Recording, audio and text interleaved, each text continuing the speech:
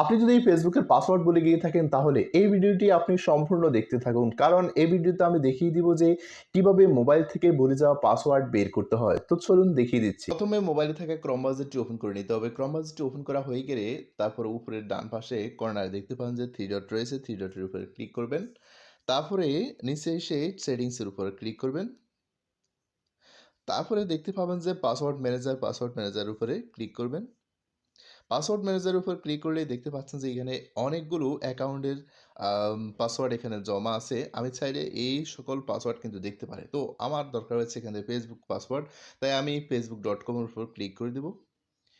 facebook.com এর উপর click করে দেওয়ার পরে আপনার মোবাইলের মধ্যে যেই ফিঙ্গার লক অথবা পিন লক আছে সেটা দিয়ে ফোনটাকে অ্যালাউ করে দিবেন। তারপর এখানে দেখতে পাচ্ছেন যে আমার এখানে ফেসবুক আইডি আমি নাম্বার দিয়ে খুলেছি। তারপরে হচ্ছে এখানে পাসওয়ার্ড দেখাচ্ছে। মানে ফেসবুক আইডির নাম্বার এবং পাসওয়ার্ড ২ টাই কিন্তু এখানে দেখাচ্ছে। তো পাসওয়ার্ডটা দেখার জন্য